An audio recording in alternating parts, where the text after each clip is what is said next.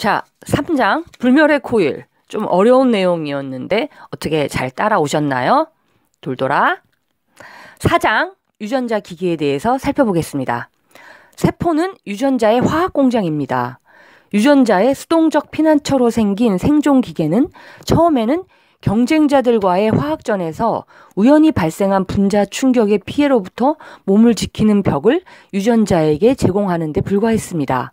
처음에 그들은 수프 속에서 자유롭게 얻을 수 있는 유기분자를 먹이로 하고 있었어요. 그런데 햇빛의 영향으로 수프 속에 형성된 유기인 먹이가 사라지기 시작했어요. 식물로 불리는 생존기계의 주요한 한 갈래는 생존기계 스스로가 직접 햇빛을 사용해서 단순한 분자에서 복잡한 분자를 만들어 원시 수프의 합성 과정을 더 빠른 속도로 재현했습니다.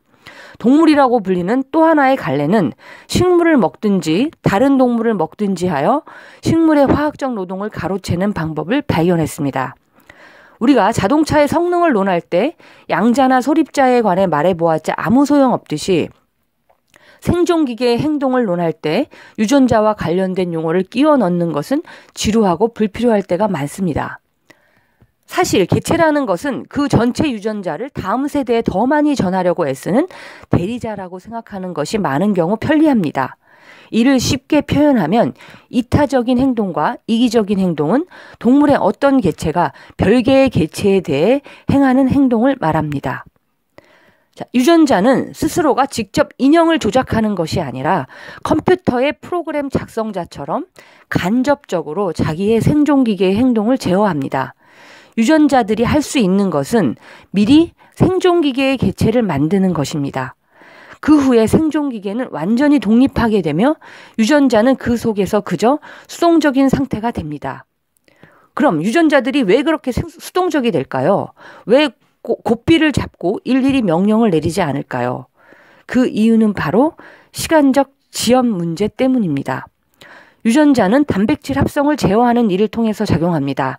이것은 세계를 조종하는 강력한 방법인데 그 속도는 매우 느립니다. 배, 임브로이를 만드는 데는 인내를 갖고 몇 개월 동안 단백질의 끈을 조작해야만 합니다. 유전자가 할 수 있는 것은 자기의 이익을 위해 신속히 작동하는 컴퓨터를 조립하여 예측할 수 있고 될 수 있는 대로 많은 가능성들에 대처하기 위한 규칙과 충고를 사전에 프로그램으로 만들어 최선의 대책을 강구해 두는 것뿐입니다. 유전자는 예측과 비슷한 작업을 하지 않으면 안 됩니다. 예를 들어 북극곰의 유전자는 곧 생겨날 생존기계의 미래가 춥다는 것을 예측할 수 있습니다.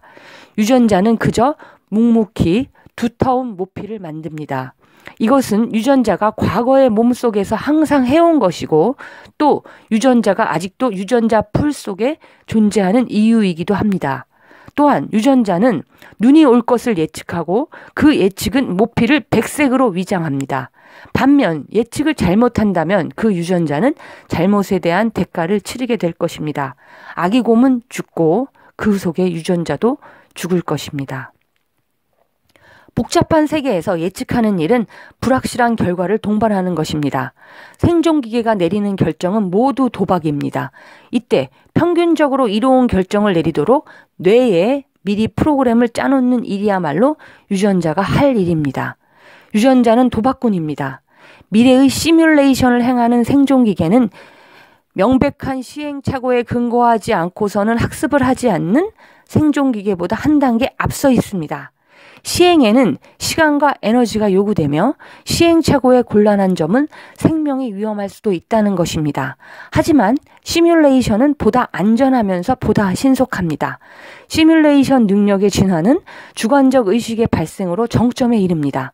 의식이 생기는 것은 뇌에 의한 세계의 시뮬레이션이 완전하게 이루어져 그 시뮬레이션 속에 자체의 모형을 포함해야 할 정도가 되었을 때입니다. 인간의 뇌는 유전자의 독재에 반항할 수 있습니다. 의식이란 실행의 결정권을 갖는 생존기계가 궁극적 주인인 유전자로부터 해방되는 진화 경향의 극치라고 생각할 수 있습니다. 뇌는 생존기계의 일을 매일 관리할 뿐만 아니라 미래를 예언하고 그것에 따라 행위하는 능력도 있습니다. 또 뇌는 유전자의 독재에 반항하는 힘까지 갖추고 있습니다. 이타주의와 이기주의는 도대체 이 모든 것과 어떤 관계가 있을까요? 생존기계와 신경계를 조립하는 방법을 지정하는 것에 따라 유전자는 생존기계의 행동에 궁극적인 영향력을 미칩니다. 그러나 행동에 영향을 준 다음에 무엇을 할 것인가를 순간순간 결정해 가는 것은 신경계입니다. 유전자는 1차적 방침 결정자이고 뇌는 집행자입니다. 유전자는 프로그램 작성자의 우두머리이며 자기 생명을 위해 프로그램을 만듭니다. 생존기계와 생존기계를 위해 의사결정하는 뇌의 최우선순위는 개체의 생존과 번식입니다. 이 군체 내의 모든 유전자는 이 우선순위에 합의하고 있을 것입니다. 동물은 먹이를 찾기 위하여, 잡혀 먹히지 않기 위하여, 병이나 사고를 피하기 위하여, 또 몸을 지키기 위하여, 이성을 찾아 교미를 유도하기 위하여, 자기가 누리는 것을 자식에게 물려주기 위하여 어려움을 마다하지 않습니다. 자, 5장 공격, 안정성과 이기적 기계에 대해서 요약해 보겠습니다. 자, 개체는 이기적 기계입니다. 자기의 전체 유전자에 적합한 것이라면 무엇이든지 무분별하게 실행하도록 만들어진 개체를 이기적 기계라고 봅니다. 한 생존기계의 입장에서 보면 자기의 아이 또는 가까운 인연의 개체가 아닌 다른 생존기계는 바위나 냇물이나 한 조각의 먹이 같은 환경의 일부입니다. 그것은 방해물일 수도 있고 이용 대상이기도 합니다. 그러나 반격의 성향이 있다는 점에서 바위와 냇물과는 다르겠죠. 종은 다른 생존기계에 여러 가지 방법으로 영향을 주고 있습니다. 그들은 포식자와 먹이 사이이기도 하고 기생자와 숙주 사이이기도 하고 어떤 부족한 자원을 가지고 싸우는 경쟁 상대이기도 합니다. 또는 벌이 꽃가루 운반자로 꽃에게 이용당하듯이 특수한 방법으로 이용되는 경우도 있습니다. 같은 종의 생존기계끼리는 보다 직접적인 방법으로 서로의 생활에 영향을 끼칩니다. 개체군의 반수는 잠재적으로 짝짓기 상대가 될 수 있는 개체이고 잠재적으로 자기의 새끼들을 낳고 기르는 어미가 될 수 있는 개체이기 때문입니다. 또는 같은 종의 구성원이 서로 닮아서 같은 장소에서 같은 생활수단으로 유전자를 지키는 기계이므로 생활에 필요한 모든 자원을 둘러싼 직접적인 경쟁 상대입니다. 생존 기계에게 가장 논리적인 방책을 자기의 경쟁자를 죽여서 가능하면 먹어버리는 것이라고 생각할지도 모릅니다. 하지만 동물들이 기회 있을 때마다 자기 종의 경쟁자를 죽이는데 전력을 다하지 않는 것은 왜일까요? 철저한 싸움꾼에게는 이익과 동시에 손실이 있습니다. 시간과 에너지의 손실만 있는 것이 아니라 예를 들어 B와 C가 모두 나의 경쟁자이고 내가 B를 죽이려고 하는 것은 당연하지만 한편으로 C 또한 나의 경쟁자이고 동시에 C와 B도 경쟁자입니다. 내가 B를 죽이면 잠재적으로 C의 경쟁자 하나를 제거해 이익을 주는 것이 될지 모르므로 B를 살려두는 편이 낫습니다. 그렇게 하면 그는 C와 다투거나 싸울 것이고 결국 나에게는 간접적으로 이익이 됩니다. 이처럼 함부로 경쟁자를 죽이려고 하는 것은 뚜렷한 이익이 없다는 것입니다. 크고 복잡한 경쟁 시스템 속에서는 눈앞의 경쟁자를 없앤다고 해서 반드시 좋은 결과만이 오는 것은 아닙니다. 싸울 것인가, 싸우지 않을 것인가의 결단에 앞서 무의식적으로라도 복잡한 손익계산이 앞서야 한다는 것을 보여줍니다. 자, 여기서 우리가 중요한 개념이 나오는데요. 바로 메이나드 스미스가 제창하고 있는 개념인데요.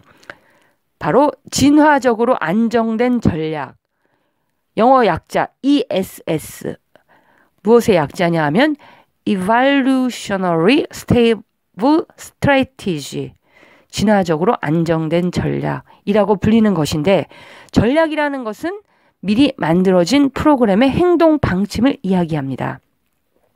예를 들면 상대를 공격하라, 그가 도망치면 쫓아가고 응수해오면 도망쳐라, 이런 게 바로 전략이 될 수 있겠죠. 이러한 전략은 개체가 의식적으로 고안해내는 것은 아닙니다.